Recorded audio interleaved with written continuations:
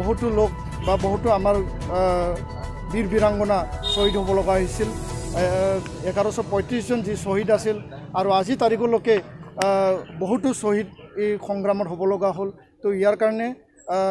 আটাইকেইজন যি আমাৰ বীৰ বীৰাংগনা আছে বা শ্বহীদসকল আছে, নিখিল বড়ো ছাত্ৰ সন্থাই আজি তাৰিখত আমি স্মৰণ কৰিছোঁ। সেই সময়ত আমাৰ বড়োলেণ্ড সংগ্ৰামক আগধৰা আমাৰ সকলোৰে শ্ৰদ্ধাৰ বডোফা উপেন্দ্ৰনাথ ব্ৰহ্ম আজি আমাৰ মাজত নাই। আৰু তেওঁ যি সপোন লৈ পেলাই বড়োলেণ্ডৰ কাৰণে সংগ্ৰাম কৰিছিল, বড়ো জাতিৰ অস্তিত্ব ৰক্ষাৰ কাৰণে সংগ্ৰাম কৰিছিল, বড়ো জাতিৰ আত্মনিয়ন্ত্ৰণ, আমাৰ চাহ চিনাকি পৰিচয় বিশ্ব দৰবাৰত যাতে আমি প্ৰতিষ্ঠা কৰি ল'ব পাৰোঁ, আমাৰ যি কলা সংস্কৃতি, ভাষা, শিক্ষা, অৰ্থনীতি, ৰাজনীতিক সকলো দিশত যাতে আমি নিজকে আমি আত্মপ্ৰতিষ্ঠা কৰিব পাৰোঁ বা বিশ্বৰ দৰবাৰত বড়ো জাতিক যাতে প্ৰতিষ্ঠা কৰিব পাৰোঁ, এই সকলো কথা চিন্তা কৰি পেলাই, সকলো কথা আগত লৈ পেলাই বডোফা উপেন্দ্ৰনাথ ব্ৰহ্মই সেই সময়ত বড়োলেণ্ডৰ কাৰণে যি সংগ্ৰাম চলিছিল,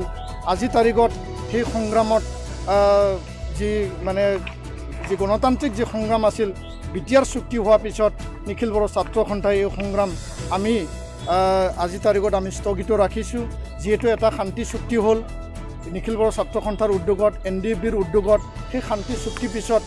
আমিয়ে ভাবোঁ যে আহি থকা দিনত নিখিল বড়ো ছাত্ৰ সন্থাই বা সকলো বড়ো জনগণৰ কাৰণে আমি একেলগে মিলি পেলাই ইয়াত শান্তি প্ৰতিষ্ঠাৰ হকে, উন্নয়নৰ হকে, এই অঞ্চলত সকলো জাতি জনগোষ্ঠীৰ উন্নয়নৰ কাৰণে বা বিশ্বৰ যিকোনো কোণাত বা ভাৰতবৰ্ষত বা অসমত বসবাস কৰি থকা সকলো বড়ো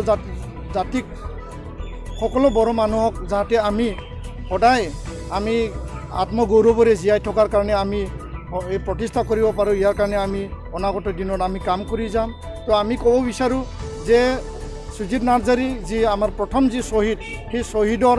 যি তেওঁৰ সপোন আছিল, সেই শ্বহীদৰ যি বিনিময়, যি সুপ্ৰিম ছেক্ৰিফাইচ, আজি তাৰিখতো এইটো বাস্তৱত ৰূপায়িত হোৱা নাই। তো ইয়াৰ কাৰণে বিটিআৰ যি চুক্তি আছে, সেই চুক্তি আমি বাস্তৱত ৰূপায়িত কৰিবৰ কাৰণে আমি কাম কৰিব লাগিব আৰু সকলো ৰাইজৰ কাৰণে বা বড়ো জাতিৰ উন্নয়নৰ কাৰণে আমি কাম কৰিব লাগিব। আৰু তেতিয়াহ'লেহে বডোফা উপেন্দ্ৰনাথ ব্ৰহ্ম বা সুজিত নাৰ্জাৰী তেওঁলোকে যি কথাক লৈ পেলাই, যি উদ্দেশ্য লৈ পেলাই বড়োলেণ্ডৰ কাৰণে যি সংগ্ৰাম চলিছিল, বড়ো জাতিৰ আত্মনিয়ন্ত্ৰণৰ কাৰণে যি সংগ্ৰাম চলিছিল, সেইটো সপোনটো বাস্তৱত ৰূপায়িত হ'ব। তো ইয়াৰ কাৰণে নিখিল বড়ো ছাত্ৰ সন্থা যি আধৰুৱা হৈ থকা যি কাম, যি বিটিআৰ চুক্তিৰ যি ইমপ্লিমেণ্টেশ্যনৰ কাম বা আহি থকা সময়ত বড়ো সমাজৰ যি অৰ্থ সামাজিক শিক্ষা বা গোটেইবিলাক যি অধিকাৰৰ যি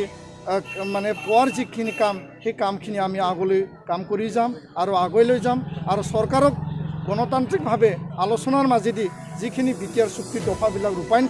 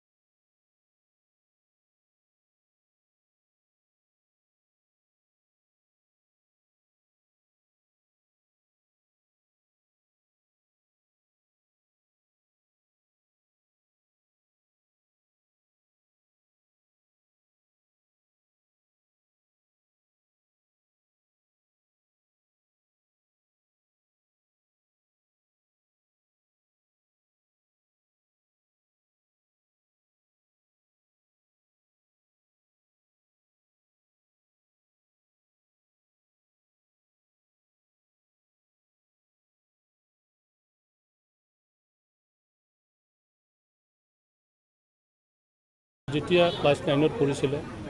এজন ফুটবলাৰ হিচাপে